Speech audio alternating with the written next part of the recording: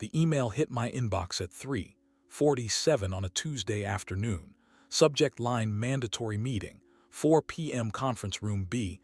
No context, no agenda, just the kind of vague summons that makes 22 years of instinct start whispering warnings in the back of your skull. I closed the CAD file I'd been working on, saved my notes on the new thermal dissipation model, and grabbed a legal pad on my way out the door. My name is Nathaniel Cross. I'm 59 years old, and I've spent my entire adult life designing composite materials that most people will never see or think about, but that quietly hold together bridges, aircraft frames, and satellite housings across 3 continents. What happened in Conference Room B that afternoon taught me the difference between what a company thinks it owns and what a 20-year-old contract actually says. Kyle Bennett was already sitting at the head of the table when I walked in, and something about the way he was arranged, the neat stack of papers, the closed folder with my name printed on the label, the smug half-smile playing at the corner of his mouth, told me everything I needed to know before he'd said a single word. He was the new Chief Innovation Officer, brought in 8 months earlier from a Silicon Valley venture firm, 34 years old, and possessed of the kind of unearned confidence that only comes from failing upward through 3 tech startups without ever actually building anything with his own hands. HR sat beside him, a woman named Priscilla whose eyes wouldn't meet mine. That was the second warning. "Nathaniel, thanks for coming in on short notice." Kyle didn't stand up, didn't offer his hand, just gestured for me to sit down across from him like I was a vendor pitching a service. "We're making some changes to the R&D structure, and unfortunately your position is being eliminated as part of that reorganization, effective end of day today." He slid a manila envelope across the polished walnut surface toward me. "Your separation package is inside. 3 months salary, extended healthcare for 90 days, standard non-disclosure and non-compete language. We'd like this to be a clean transition." I didn't open the envelope. I didn't move at all.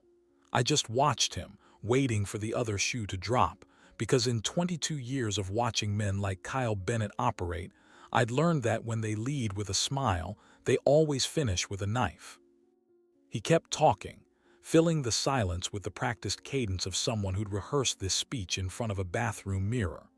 "Now, there's one item we want to be crystal clear about, and it's addressed in the separation agreement.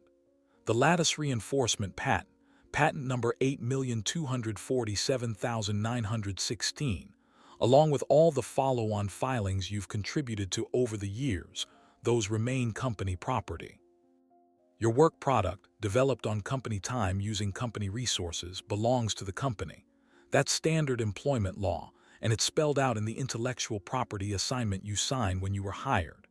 He tossed the printed patent summary across the table toward me, and it slid to a stop just short of my hand. "Inventions belong to the company, Nathaniel. I know that's a hard pill to swallow, but we've had legal review the paperwork thoroughly. There's no ambiguity." He was smirking now, openly, the kind of expression that told me this wasn't just about restructuring. This was about him proving something to himself, or maybe to whoever had signed off on his hearing at twice the salary I made after 2 decades of actual invention. I looked at the patent summary sitting on the table between us, then at Kyle's expensive watch catching the fluorescent light, then finally at Priscilla, who was still refusing to meet my eyes.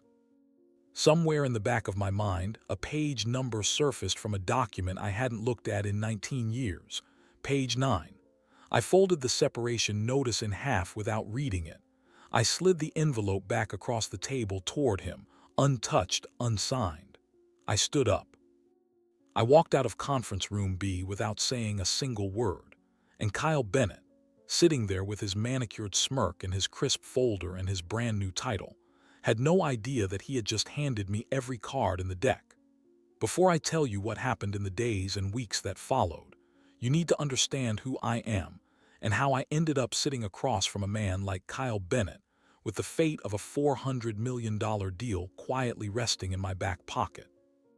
My name is Nathaniel Cross, and I've been designing advanced composite materials since I was 26 years old, fresh out of a materials science graduate program at Purdue, with a thesis on fiber orientation in polymer matrices that most of my classmates thought was too niche to ever amount to a real career. They were wrong about that. Niche is exactly where the money hides. I joined Meridian Composite Systems in the spring of 2003, back when the company was still a scrappy mid-sized outfit operating out of a converted warehouse in the industrial corridor outside Cleveland. Back then, Meridian had about 90 employees, one aging autoclave, and a single major client, a regional aerospace subcontractor who paid us just barely enough to keep the lights on.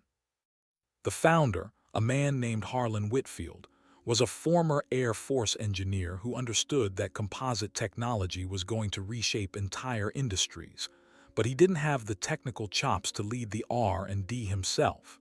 He needed someone who could invent, and he needed that someone to stay for the long haul. Harlan hired me personally. He interviewed me for 6 hours across 2 days, took me out to a diner for meatloaf and coffee, and by the end of the second afternoon, he handed me an employment contract that was 37 pages long. Most companies use 3 or 4-page templates. Harlan's contracts were different because Harlan was different. He'd been burned by a business partner years earlier, and he'd learned that the details you skip over on day 1 are the details that come back to bury you on day 1,000. So he built his contracts carefully, and he insisted that every new hire, especially in R&D, read every single page and initial every clause. He sat in the conference room with me for 2 hours while I did exactly that. 2 hours reading, asking questions, negotiating small edits in blue pen.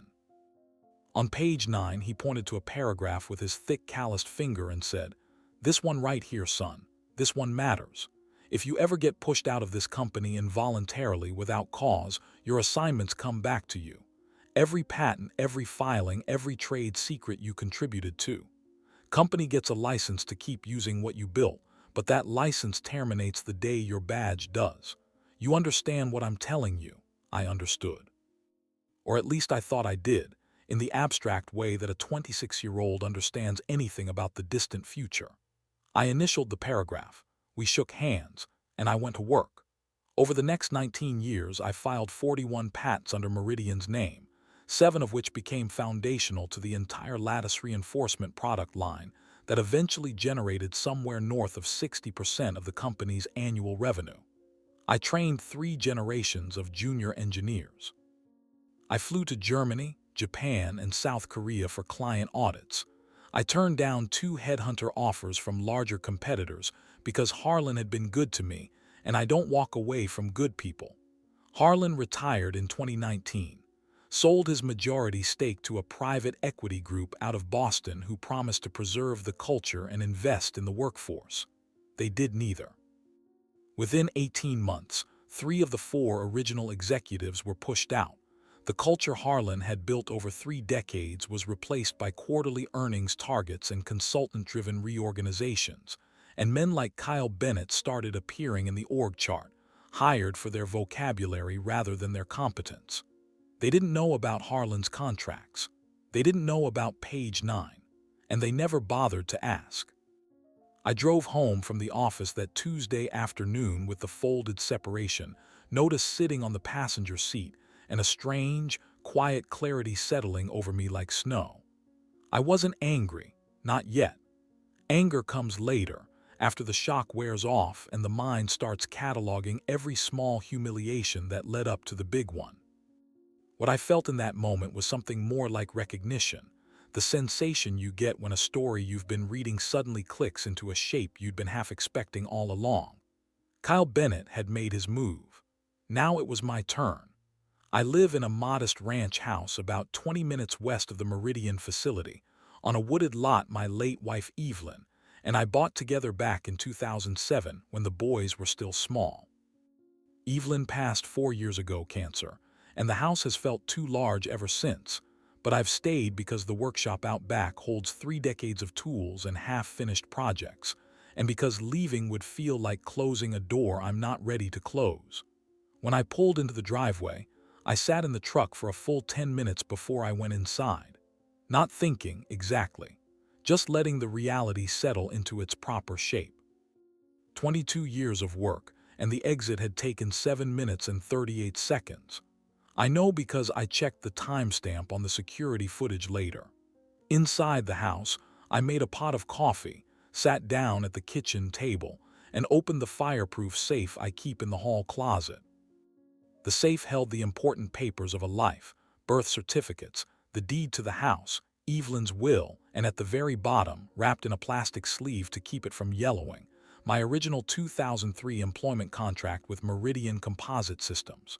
37 pages, initialed on every leaf, signed by both me and Harlan Whitfield in blue ink that had faded slightly over the years but remained perfectly legible.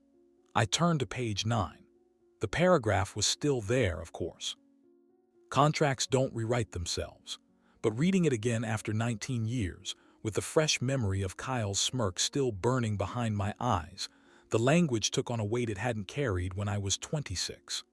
The clause was titled, Reversion of Assigned Intellectual Property upon Involuntary Separation Without Cause, and it read exactly the way Harlan had described it that afternoon in the conference room.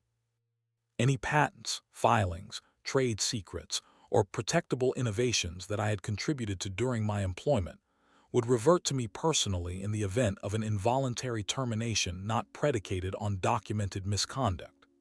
The company would retain a limited, non-transferable license to continue using the assigned intellectual property in its existing product lines. But that license would terminate automatically and immediately upon the date of my badge deactivation. Non-transferable.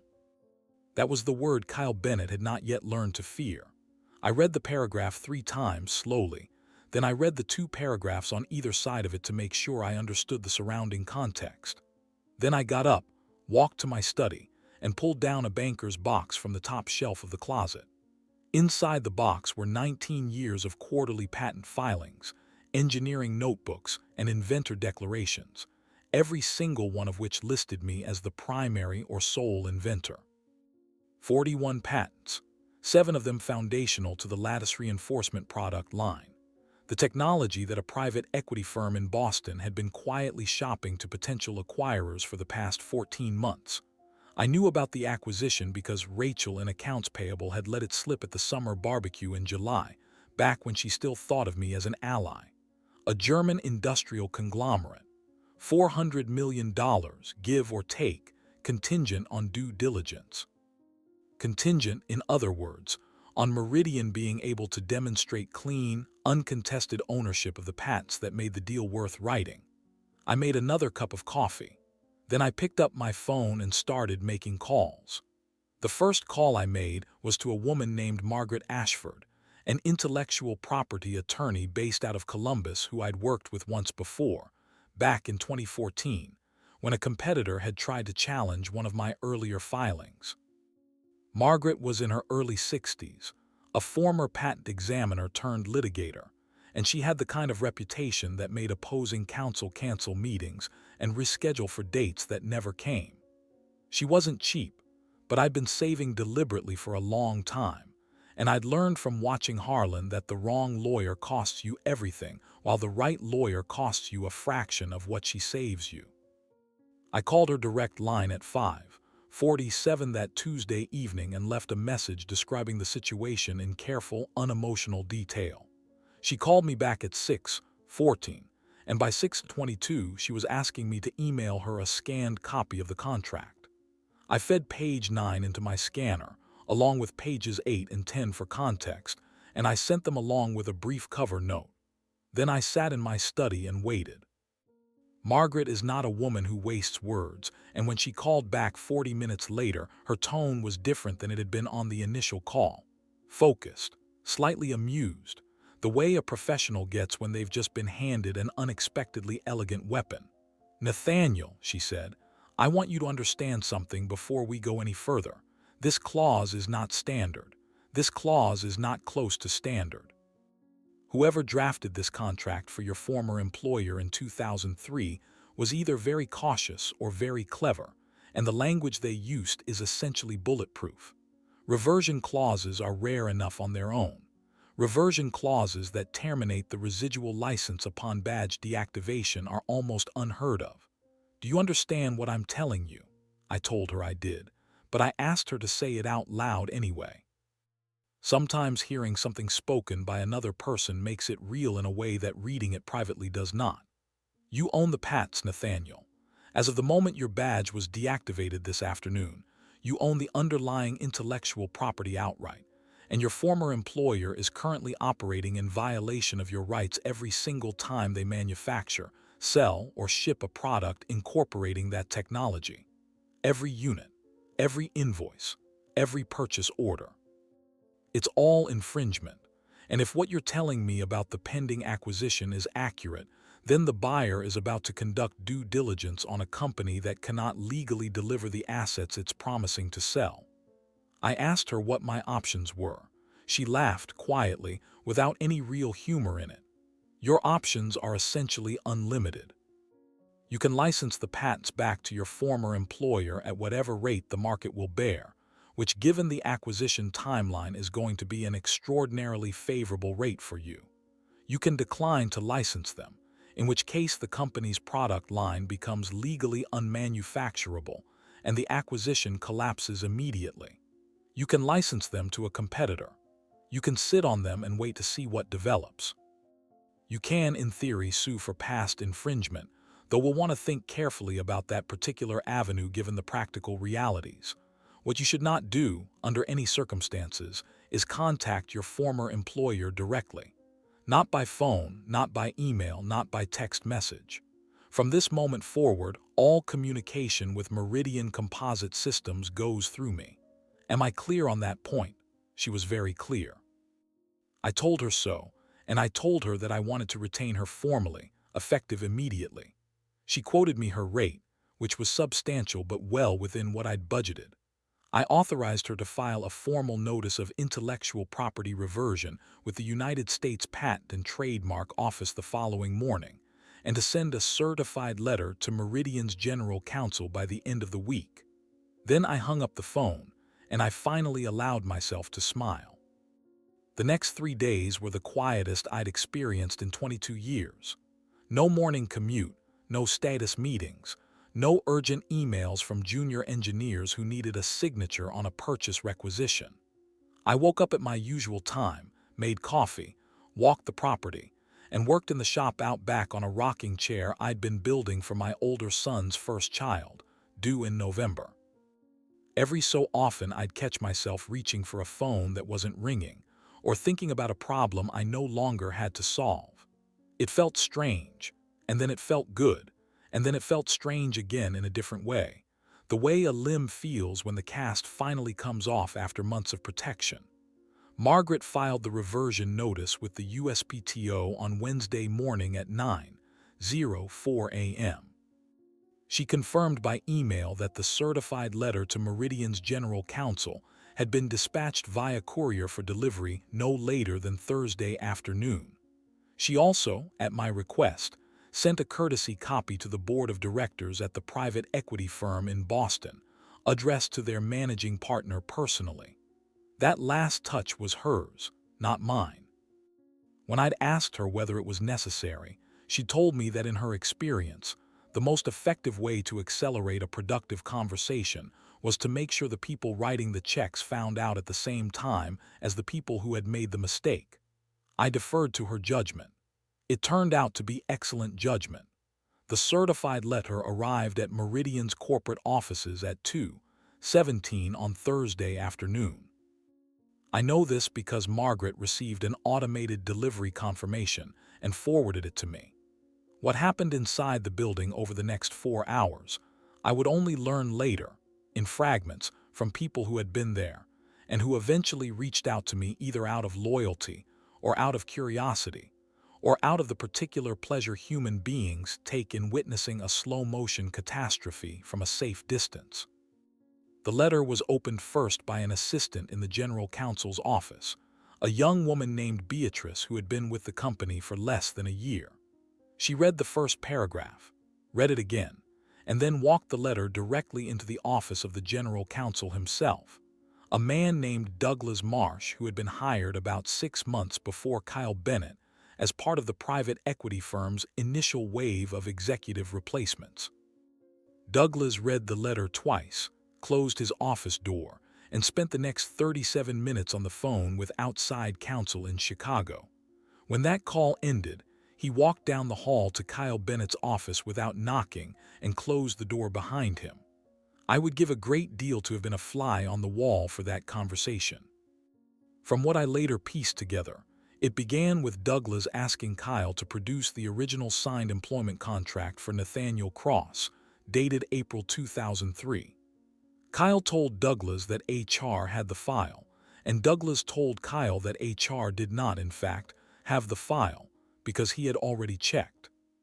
Kyle then apparently attempted to argue that the standard IP assignment language in the employee handbook would supersede any contractual language from 2003, at which point Douglas informed him, with what I'm told was considerable restraint, that employee handbooks do not supersede signed contracts, that this is a foundational principle of contract law taught in the first semester of every accredited law school in the United States, and that Kyle was welcome to consult with any attorney of his choosing to confirm this fact.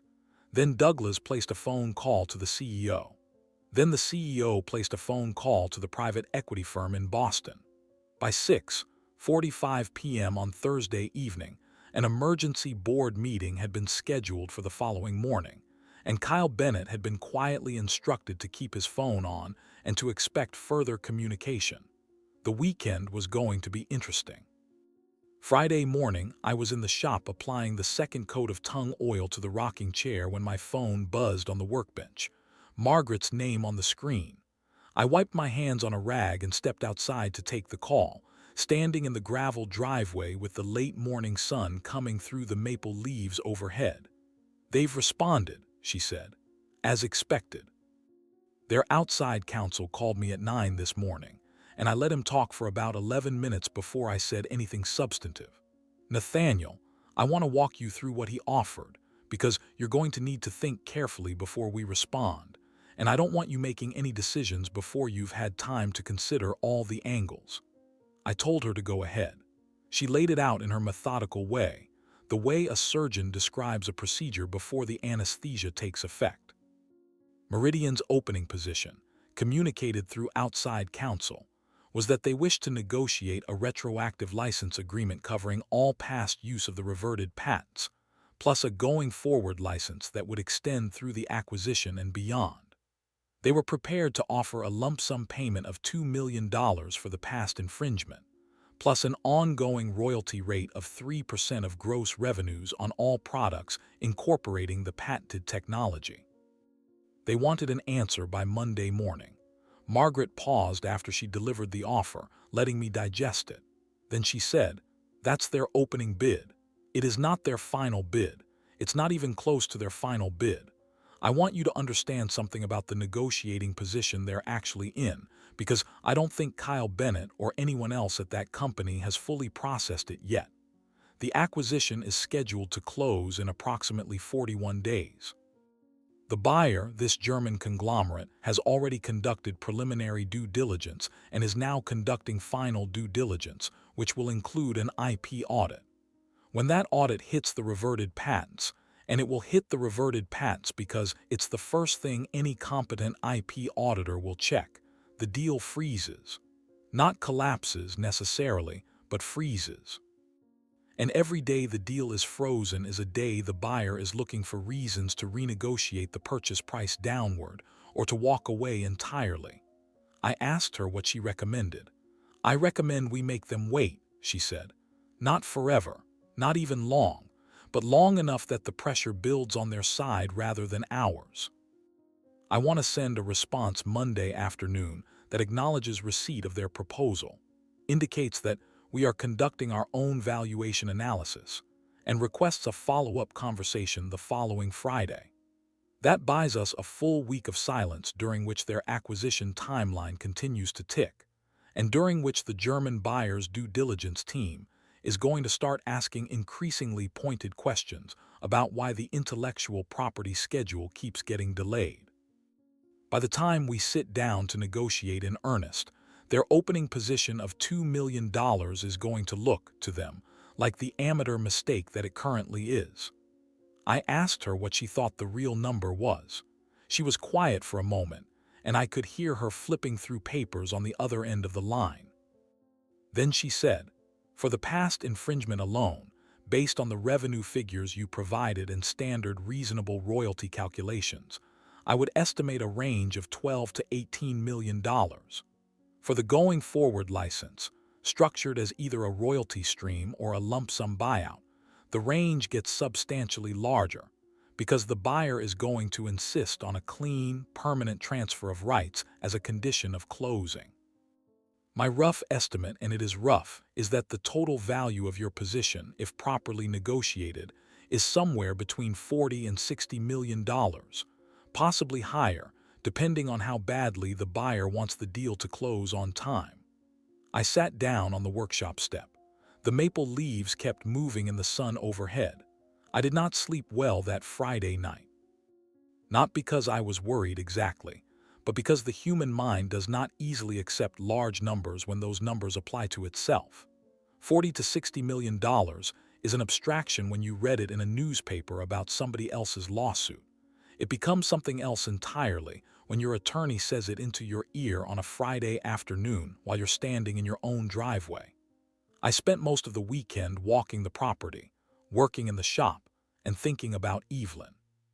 She would have laughed, not at the money, but at the situation, at the perfect improbability of Kyle Bennett handing me the deed to my own retirement by way of a smirk and a manila envelope. She had a laugh that could cut through the worst days of my life, and I could hear it clearly in my mind that weekend, even 4 years after the fact. Monday morning, Margaret sent her response letter exactly as she had described it. Cordial, professional, non-committal, requesting a follow-up conversation the following Friday. Then she called me and told me to go about my normal life for the next 5 days and to not, under any circumstances, check my email, answer my phone, or engage with anyone from Meridian. She was very specific on this last point.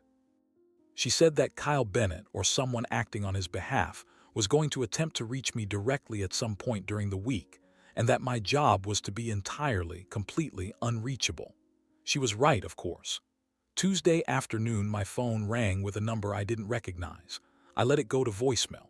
The message, when I listened to it later that evening, was from Kyle himself, and the tone was not the tone he'd used in conference room. It was warm, almost apologetic.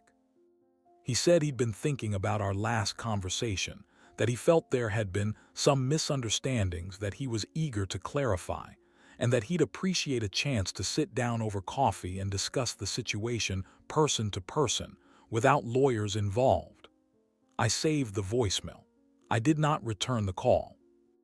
Wednesday morning, an email arrived from a Meridian address I didn't recognize, sent by a woman claiming to be from the CEO's office, requesting a brief informal conversation at my earliest convenience. I forwarded it to Margaret without responding. Wednesday afternoon, a physical letter was hand-delivered to my mailbox by a courier, bearing the CEO's personal signature and requesting a private meeting at a location of my choosing. I photographed the letter and forwarded the image to Margaret. She replied within 20 minutes with 2 words: "Ignore it." Thursday was quiet, which somehow felt more ominous than the activity of the previous 2 days. Thursday evening, however, at approximately 8:15 p.m., my doorbell rang. I was not expecting anyone. I don't get unannounced visitors. I walked to the front door with a certain wariness, and when I looked through the peephole, I saw Kyle Bennett standing on my porch. He had changed out of his usual suit into what I can only describe as a costume of casualness, jeans and a pullover sweater, the outfit of a man attempting to communicate through his clothing that he had come as a friend rather than as an adversary. He was holding a bottle of wine. I did not open the door. I stood on the other side of it for a full 90 seconds, watching him through the peephole, watching him ring the bell a second time, watching him lean back and look at the windows to see if any lights were on. Then I walked quietly back to my study, picked up my phone, and called Margaret. She was still in her office at 8, 17 on a Thursday night, which tells you everything you need to know about the kind of attorney she is. "He's on my porch," I said. She was silent for approximately 2 seconds. Then she said, "Do not open that door." I did not open the door. Margaret stayed on the phone with me for the next 22 minutes while Kyle Bennett rang the bell a third time, then a fourth, then walked around to the side of the house and peered into the kitchen window with his hands cupped against the glass. Margaret was, by that point, dictating notes into her own recording system, documenting the time, the duration, and the nature of what she described, in her careful legal phrasing, as attempted extrajudicial contact with a represented party. She told me that if Kyle so much as knocked on a window, she wanted to know about it immediately, and that if he attempted to leave anything on the property, I was not to touch it under any circumstances until she had documented its presence. He eventually gave up. I watched from the living room window as he walked back to his car, a silver German sedan parked at the end of the driveway, sat behind the wheel for several minutes without starting the engine, and then finally drove away into the dark. He had left the bottle of wine on the porch. Margaret arrived at my house the following morning at 7:30 a.m., photographed the bottle in place, photographed the porch, photographed the driveway, and then had me hand her the bottle wearing latex gloves, which she placed into a labeled evidence bag and took with her back to her office. I asked her whether the bottle was really that important. She said, "Nathaniel, everything is that important, everything." Friday's negotiation call took place at 2:00 p.m. I was not on it. Margaret handled it alone per her strong recommendation, and she called me immediately afterward from her car in the parking garage. Her tone was the same measured, clinical tone she always used, but there was something underneath it, a kind of quiet professional satisfaction that she rarely permitted herself to display. "They moved," she said, "substantially. Their revised offer is $11 million for past infringement, plus a going-forward lump-sum license buyout of $22 million, plus an additional $4 million contingent on closing of the acquisition. Total package, $37 million. They want an answer by Wednesday." I asked her what she recommended. "I recommend we say no," she said, politely, professionally, "and then I recommend we let them stew through the weekend and into next week." They moved from $2 million to $37 million in 5 business days, Nathaniel. That kind of movement doesn't happen unless the other side is losing sleep. The German buyer's due diligence team has almost certainly flagged the IP issue by now, and Meridian's board is under serious pressure to resolve it before the acquisition timeline slips any further. I want to push once more, and I believe we can reach a final number in the low 50s, possibly higher. But I need your authorization to hold the line, because holding the line will require you to sit with the discomfort of turning down $37 million for approximately 4 to 7 additional days. I told her she had my authorization. Then I asked her, very carefully, whether there was any risk of the whole thing collapsing, of Meridian deciding to walk away and either fight it out in court or restructure their product line to avoid the patents entirely. She laughed, a genuine laugh this time, short and dry. "Nathaniel, they cannot restructure their product line. The patents cover the foundational technology. There is no version of the lattice reinforcement system that doesn't infringe. As for fighting it out in court, they could try, but a court fight would take 3 to 5 years, would cost them tens of millions in legal fees, would definitely collapse the current acquisition, and would very likely result in a jury verdict substantially higher than the number we're going to reach through negotiation. Their counsel knows this. Their board knows this. And by now, the buyer knows this too." I told her to go ahead. I told her to hold the line. She held the line. The following Wednesday at 4:47 p.m., Margaret called me from her office. The call was short and to the point, the way her important calls always were. $54 million, she said. Cash, wired within 30 days of signing. Full release on past infringement. Complete transfer of going-forward rights structured as a lump-sum license buyout. And a separate side agreement covering 3 additional patent families that were not part of the original reversion notice, but that they've now realized are also affected. There will be a mutual non-disparagement clause and a confidentiality provision, both of which I've reviewed and both of which I consider acceptable. There will be no admission of wrongdoing on either side. There will be no ongoing royalty stream, which is what you wanted, because you wanted to be done with this company forever rather than tied to them for the next 20 years. My recommendation is that you accept this offer. Take the weekend to think about it if you'd like, but my professional recommendation is that you accept. I did not need the weekend. I told her to accept. She told me she would send me the draft agreement by end of day Friday, and that closing would occur the following Wednesday at her offices in Columbus. Then she said, "Nathaniel, I want to tell you something as your attorney and also as a person who has been doing this work for 36 years. Cases like this one are rare. Contracts like the one Harlan Whitfield drafted for you in 2003 are rare. Clients who have the discipline to walk out of a room without signing anything, who do not open the door when the smirking man shows up with a bottle of wine, who follow their attorney's guidance without deviation, those clients are the rarest thing of all. You did this. I facilitated it, but you did it. I hope you take some time in the coming weeks to sit with that fact." I told her I would.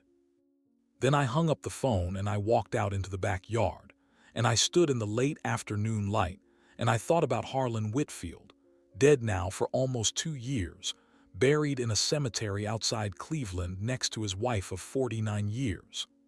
I thought about the diner meatloaf and the 37-page contract and the thick calloused finger pointing at page 9. I thought about the 2 hours he had sat with me in that conference room in 2003, making sure a 26-year-old engineer understood what he was signing. The acquisition closed 43 days later.